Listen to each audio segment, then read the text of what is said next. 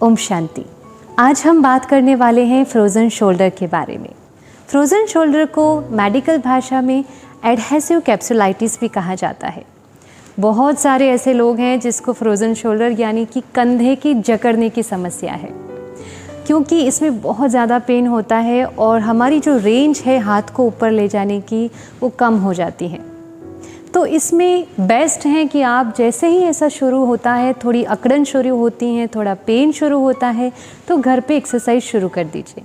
तो आज हम कुछ एक्सरसाइज की बात करेंगे कि हम कैसे घर पे रहकर फ्रोज़न शोल्डर की एक्सरसाइज करके इसे ठीक कर सकते हैं। तो सबसे पहले तो हम जान लेते हैं कि फ्रोज़न शोल्डर के 3 स्टेजेस होते हैं। सबसे पहला जो स्टेज है वो है फ्रीजिंग स्टेज।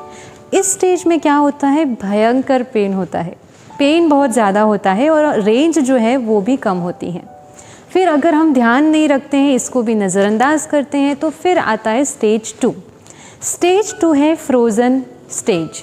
फ्रोज़न स्टेज में थोड़ा सा पेन कम होता है लेकिन रेंज बहुत कम हो जाती है, यानी कि यहाँ तक जा रहा था अब तो यहाँ तक ही जाता है। फिर जो 3rd स्टेज है वो है थ्रोइंग स्टेज। थ्रोइंग स्टेज में क्या होता है कि अगर आपने फर्स्ट स्टेज में भी ध्यान नहीं दिया, सेकंड स्टेज में भी ध्यान नहीं दिया और ऐसे ही उसको चलाते रहे, तो 3rd स्टेज में पेन कम हो जाएगा। कम नहीं, कई बार तो पेन ख़त्म हो जाता है, लेकिन आपकी मूवमेंट रिस्ट्रिक्ट हो जाती है, सारा स्टिफ हो जाता है, आप मूवमेंट नहीं कर पाओगे, आप हाथ ऊपर नहीं कर पाओगे, थोड़ा बहुत ही पेन होगा। तो ये है 3rd स्टेज। ये जो फ्रोज़न शोल्डर की समस्या है वो ज़्यादातर 35 साल से ऊपर की उम्र वाले में ज़्यादा देखी गई है। उसमें भी जिसको ऑटोइम्यून डिजीज़ है, जिसको डायबिटीज़ है, जिसको थायराइड है, उन लोगों में ये ज़्यादा समस्या देखी जाती है। डायबिटिक पेशेंट्स को हील होने में थोड़ा सा ज़्यादा समय लगता है, लेकिन हो जाता है। इसलिए कभी भी आपको फ्रोज़न शोल्डर जैसा लगे तो आप बिल्कुल उसके लिए लेट मत कीजिए और एक्सरसाइज शुरू कर दीजिए। तो आज हम आपको कुछ एक्सरसाइज दिखाएंगे। तो आज हमारे साथ है वृंदा बहन, जो हमें एक्सरसाइज परफॉर्म करके दिखाएगी। शुरू करते हैं सबसे पहले एक्सरसाइज स्टिक एक्सरसाइज से। तो जैसे कि हम मान लेते हैं कि ये जो उनका लेफ़्ट हैंड है, लेफ़्ट साइड का जो कंधा है उसमें प्रॉब्लम है, यानी कि लेफ़्ट कंधा फ्रोज़न शोल्डर है।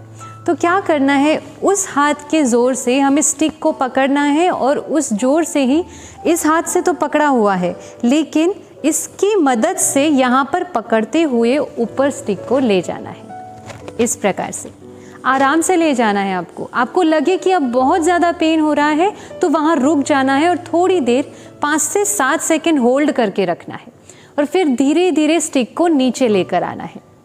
ऐसे आपको 5 to 10 रिपीटेशन इनिशियली करना है और उसके बाद आप 2-3 दिन बाद फिर रिपीटेशंस बढ़ाते जाइए। दूसरी एक्सरसाइज है साइड टू साइड एक्सरसाइज।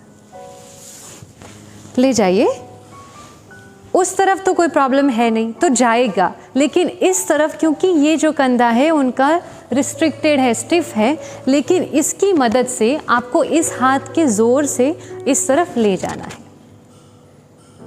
अगर आप इस तरह से साइड टू साइड नहीं कर सकते हैं, स्टिक वाली एक्सरसाइज, दर्द होता है या फिर सरक जाता है हाथ, तो एक और रीत है। आपको क्या करना है, जो आपका अफेक्टेड पाम है, अफेक्टेड जो हैंड है, उसको आपको पाइप के एक तरफ ले जाना है इस प्रकार से, और फिर क्या करना है, उस हाथ की ज़ोर से आपको ऊपर ले जाना है। इस प्रकार से रेंज ऑफ मोशन बढ़ाने के लिए आप एक्सरसाइज कर सकते हैं। बार बार इसको 10 बार कीजिए, रिपीटेशन 10 to 15 टाइम्स आप रिपीटेशंस कर ले सकते हैं इसके। दूसरी एक्सरसाइज जो है वो है पेंडुलम एक्सरसाइज। उसमें क्या करना है, आपको दीवार का, जो आपका हाथ ठीक है, जिस तरफ आपको ठीक है, दीवार का सपोर्ट लेना है, थोड़ा सा फॉरवर्ड बेंडिंग पोजीशन में झुकना है और एकदम हल्के हाथ से, पहले ज़ोर से आपको इस प्रकार हाथ हिलाना है और फिर वो अपने आप ही हिलेगा। तो ये मूवमेंट से भी आपकी जो रेंज है वो बढ़ेगी, आपकी मूवमेंट है वो फुल रेंज लेगी। ऐसे ही आपको सर्कुलेटरी मूवमेंट में भी ये एक्सरसाइज करनी है। अगर आपके पास वेट कफ है तो आप वेट कफ बांध के भी कर सकते हैं और बॉटल पकड़ के, पानी वाली बॉटल को पकड़ के भी आप ये एक्सरसाइज कर सकते हैं। फिर जो थर्ड एक्सरसाइज है उसमें क्या है, जैसे कि इनका लेफ्ट जो है वो फ्रोज़न शोल्डर है, तो क्या करेंगे, फिंगर लॉक करेंगे, सीधा हाथ, दोनों सीधे हाथ रहेंगे और इस हाथ के सहारे हम इस हाथ को ऊपर ले जाएंगे। इस प्रकार जितना खींच सकते हैं खींचेंगे, दर्द होगा लेकिन ये ज़रूरी है।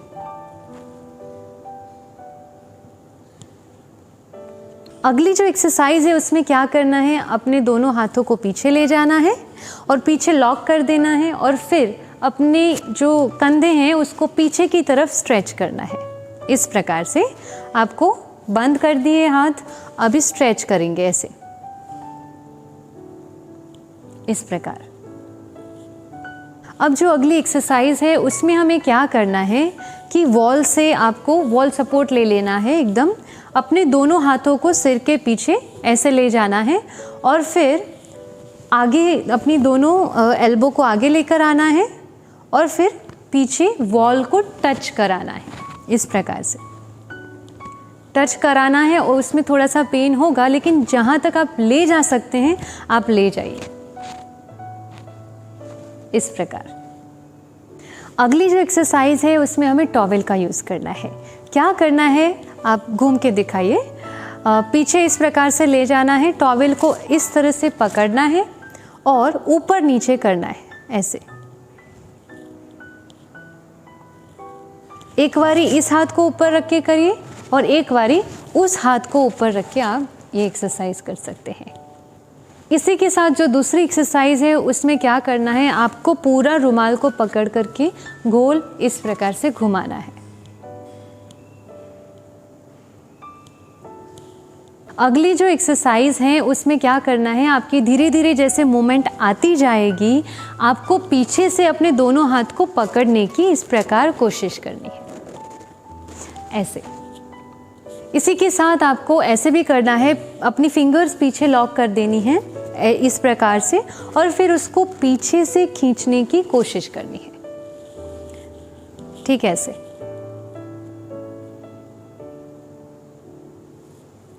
अगली जो एक्सरसाइज है इसमें हमें क्या करना है, एक छोटा सा रुमाल लेना है और वॉल पे उसको इस प्रकार से टिकाना है। या ध्यान रखिएगा आपकी जो एल्बो है वो सीधी रहनी चाहिए, बिल्कुल मुड़नी नहीं चाहिए पूरी एक्सरसाइज के दौरान। अब आपको सिर्फ अपनी एक बारी प्रेशर देना है ऊपर ले जाने के लिए, फिर वो अपने आप सरकेगा ऊपर रुमाल। इससे भी क्या होगा, जो आपका रिस्ट्रिक्शन है वो धीरे धीरे दूर होगा इस एक्सरसाइज से। कोहनी मुड़नी नहीं चाहिए, बस ये ध्यान रखना है।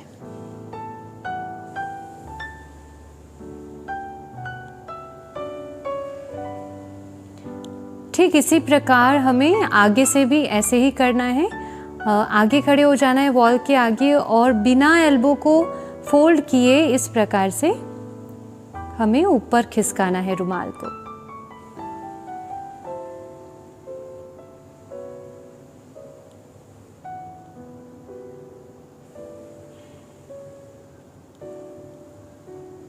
अगली जो एक्सरसाइज है इसमें आपको क्या करना है, अपनी कोहनी को मोड़े बिना सीधा करना है और दीवार पर जैसे हम कैसे सीढ़ियाँ चढ़ते हैं ऐसे फिंगर्स को ऊपर ले जाना है। अब थोड़ा पास आ सकते हैं अगर डिस्टेंस वो हो जाता है और धीरे धीरे फिर इसको नीचे लाना है। जहाँ तक आप जा सकते हैं ऊपर आप जाइए और पूरा अपना हाथ जो है भले दीवार के साथ सट जाता है तो भी अच्छा है।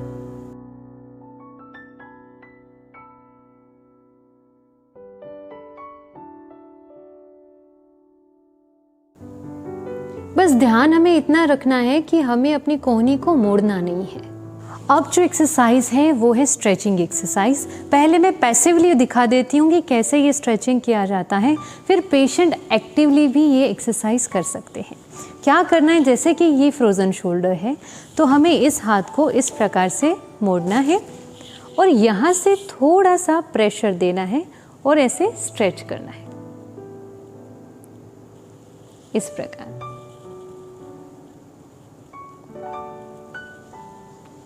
फिर इस हाथ को पीछे ले जाना है और इसको यहाँ से पीछे स्ट्रेच करना है। ये दोनों आप खुद से भी कर सकते हैं, एक्टिवली कर सकते हैं। इस प्रकार आप एक्टिवली स्ट्रेचिंग देंगे तो आपको थोड़ा सा रिलैक्स फील होगा। और आप जैसे ही इनिशियली स्टार्ट होता है आप स्ट्रेचिंग एक्सरसाइज शुरू कर दीजिए। थोड़ा बहुत आप मसाज भी कर सकते हैं, लेकिन अगर आपको स्वेलिंग है तो आप मसाज मत कीजिए। तो ये सारी थी हमारी फिज़िकल एक्सरसाइज। तो सबसे पहले हम वृंदा बहन का बहुत बहुत शुक्रिया करते हैं कि आज हमारे साथ जुड़े और आप लोगों को एक्सरसाइज दिखाई। तो ये सारी थी फिज़िकल एक्सरसाइज। फिज़िकल एक्सरसाइज के साथ साथ हमें हॉट एंड कोल्ड कंप्रेस भी करना है। इसमें क्या करना है, हमें आइस पैक अप्लाई करना है हमारे शोल्डर पे जहाँ पर हमें स्वेलिंग है। जैसे कि इस तरफ मुझे प्रॉब्लम है, इस कंधे में मुझे अकड़न हो गई है, स्टिफनेस आ गई है, सूजन हो गई है, तो 5 से 10 मिनट के लिए यहाँ पे आइस पैक अप्लाई करना है। ध्यान रखिएगा, सीधा आइस क्यूब अप्लाई नहीं करना है। आप एक टॉवेल लीजिए, टॉवेल के अंदर आइस क्यूब रखिए और फिर आप उस टॉवेल को यहाँ पे रख दीजिए और इस प्रकार से आइस पैक को अप्लाई कीजिए। 5 से 10 मिनट आइस पैक को रखने के बाद आपको तुरंत हॉट पैक लगाना है। क्यों? क्योंकि आपने आइस पैक लगाया, उससे स्वेलिंग कम होगी और हॉट पैक लगाने से क्या होगा, उस रीजन में अच्छे से ब्लड फ्लो होगा और उससे क्या होगा, जो टॉक्सिन्स है वहाँ से रिलीज़ हो जाएंगे। आपको ना पता हो तो बता दें, ये सारा मामला टॉक्सिन्स का ही है। हमारे जोड़ों में दर्द होना टॉक्सिन्स जमा हो गया है, इसलिए टॉक्सिन्स दूर करने के लिए हमें डाइट का भी ध्यान रखना है। हमने जो एसिडिटी वाले सेशन में जो डाइट बताया है, उस डाइट को भी आप फॉलो करेंगे तो आपको टॉक्सिन जमा नहीं होगा। तो इस प्रकार आपको हॉट एंड कोल्ड पैक लगा करके यहाँ पे अप्लाई करना है। इसके अलावा आप तेल का तेल या कोकोनट ऑयल या सरसों के तेल से यहाँ पे हल्के हाथ से मसाज कर सकते हैं। Ginger oil is also good, क्योंकि जिंजर ऑयल से आपको जो सूजन होगी वो कम हो जाएगी। इसके साथ साथ टर्मरिक यानी कि हल्दी में एंटी इन्फ्लामेटरी प्रॉपर्टीज़ होती हैं। तो आपको क्या करना है, थोड़ी सी हल्दी लेनी है, उसमें कुछ बूंदे पानी की डालकर उसकी पेस्ट बना देनी है और फिर उसको आपको शोल्डर जॉइंट पे, जहाँ आपको पेन है, जहाँ स्वेलिंग है, वहाँ पे अप्लाई करना है।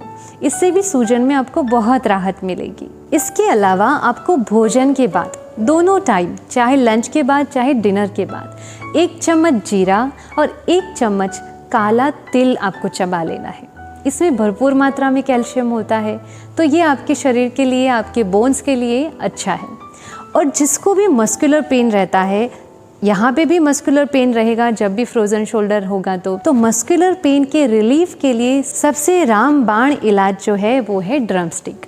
आप ड्रमस्टिक का सूप लीजिए, आप ड्रमस्टिक को बॉईल करके खा सकते हैं, उसकी सब्जी बनाकर खा सकते हैं। तो उसमें भी एंटी इन्फ्लामेटरी प्रॉपर्टीज़ होती हैं, पेन रिलीफ प्रॉपर्टीज़ होती हैं। तो आप ड्रमस्टिक लीजिए दोनों टाइम। इसके अलावा आप रात को 1 चम्मच जीरा और 1 चम्मच धनिया भिगो करके सुबह उसका काढ़ा बना करके भी पी सकते हैं। ये भी हमें फ्रोज़न शोल्डर में जो सूजन होती हैं उसके लिए, पेन होता है उसके लिए हमें लाभकारक रहेगा। तो ये तो सारी थी हमारी फिज़िकल एक्सरसाइज की बातें और इसके साथ साथ कुछ डाइट की बात। लेकिन now last but not least, a divine healthy tip. जैसे शरीर को तंदुरुस्त रखने के लिए हमें व्यायाम करना पड़ता है, एक्सरसाइज करनी पड़ती है, टॉक्सिन्स को दूर करने के लिए भी एक्सरसाइज करनी पड़ती है, तो हमारा तन तंदुरुस्त रहेगा। वैसे ही हमारे मन में भी बहुत सारी थकावट है और बीमारियां हैं, तो मन की एक्सरसाइज भी करनी पड़ेगी। और मन की एक्सरसाइज सीखने के लिए आपको राजयोग सीखना पड़ेगा। हम डिस्क्रिप्शन में राजयोग की विधि यानी कि राजयोग क्या है, उसके 7 दिन का जो कोर्स है उसकी लिंक डाल रहे हैं। आप वहाँ जाकर अच्छे से राजयोग का अभ्यास कीजिए, राजयोग क्या है वो जानिए और अपने मन की एक्सरसाइज शुरू कर दीजिए। तो मन की बीमारी जैसे कि काम, क्रोध, लोभ, मोह, अहंकार, आलस्य, ईर्ष्या, द्वेष, बहुत सारी ऐसी जो बीमारी हैं वो राजयोग के माध्यम से दूर हो जाएगी। और मन तंदुरुस्त रहेगा तो फिर तन तंदुरुस्त रहेगा। तो आज के लिए इतना ही। कल फिर से मिलते हैं एक नई स्वास्थ्य चर्चा के साथ। मुस्कुराते रहिए, स्वस्थ रहिए, अपना ख्याल रखिए। अच्छा, ओम शांति, शुक्रिया।